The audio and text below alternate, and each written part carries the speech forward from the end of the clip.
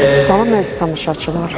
Bugün Bakıda Türkiye Prezident Administrasiyasının Kommunikasiya İdarəsi tərəfindən Statcom Public Forum çərçivəsində daha bir ədalətli dünya mümkündür panel toplantısı keçirilir.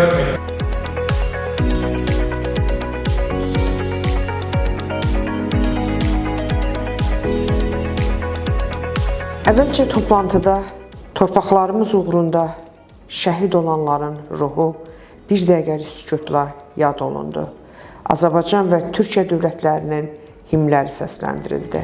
Forumda Türkiyə Cumhuriyyətinin Azərbaycandakı səfirliyinin məsul əməkdaşları, qardaş ölkədən dəvət olunmuş elm adamları ilə yanaşı, Azərbaycanın millət vəkilləri, qeyri-hökumət təşkilatlarının nümayəndələri, tanınmış tarixçilər, politoloqlar iştirak edirdilər. Forumun işıqlandırılması üçün kütləvi informasiya vasitələrinin nümayəndələri dəvət olunmuşdu. Toplantını Türkiyənin Azərbaycandakı səfirliyinin media müşaviri Abdekin Cahangir işbilir aparırdı. Türkiyə Prezident Administrasiyasının Kommunikasiya İdarəsinin rəhbəri Fəxrəddin Altun mərasimdə onlayn müraciətlə çıxış etdi. O, dünyadakı münaqişələrə, ədalətsizliklərə, savaşlara Türkiye'nin mövqeyini bildirerek dedi.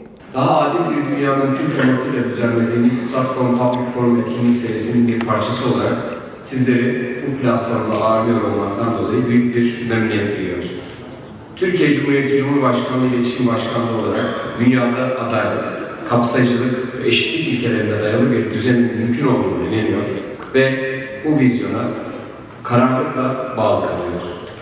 Statcom Public Forum işte tam da bu anlayışla 20 farklı ülkede düzenlenen paneller ve yan etkinliklerle Türkiye'nin uluslararası alandaki bu vizyonu daha geniş kitlelerle buluşturmayı amaçlıyor. Bugün dünya insanlığı etkileyen küresel sorunların çözümünde önemli bir yol ayrılıyor. Çok taraflılık ilkesi zemin kaybederken uluslararası örgütlerin bu sorunlara etkili çözümler bulma kapasitesi ne yazık ki giderek daha fazla sorgulanır hale geldi. Birleşmiş Milletler'in meşruiyet ve kapsayıcılık eksiklikleri, barış ve güvenlik sağlama konusundaki temel misyonunu zayıflatmakta.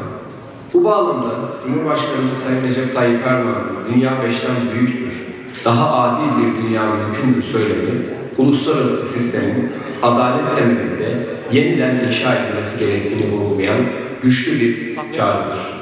Cumhurbaşkanımızın bu yaklaşımı Birleşmiş Milletler'in reform edilerek daha kapsayıcı, daha şeffaf ve daha hesap verebilir bir yapıya kavuşması gerektiğine dair uluslararası farkındalığın artmasına önemli katkı sağlıyor.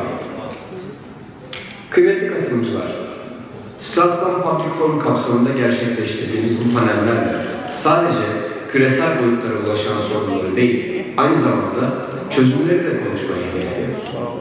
Daha adil bir dünya mümkün teması altında küresel adalet ve eşitlik temelinde daha kapsayıcı bir uluslararası sistem inşa etme yolundaki önerilerimizi gündeme taşıyoruz. Düzenlediğimiz panellerle farklı görüşlerin bir arada tartışılmasına ve konuya dair çok boyutlu bir bakış açısı geliştirilmesine imkan tanımayı hedefliyoruz.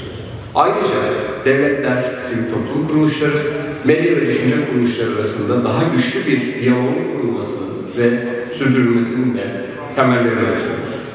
Bugün burada gerçekleştirdiğimiz etkinliklerin sadece Türkiye'nin reform çağrısını uluslararası kamuoyuna duyurmakla kalmayıp daha adil bir dünya düzeni inşa etmek için ortak bir akıl ve vizyon geliştirmemize de vesile olacağına inanıyorum.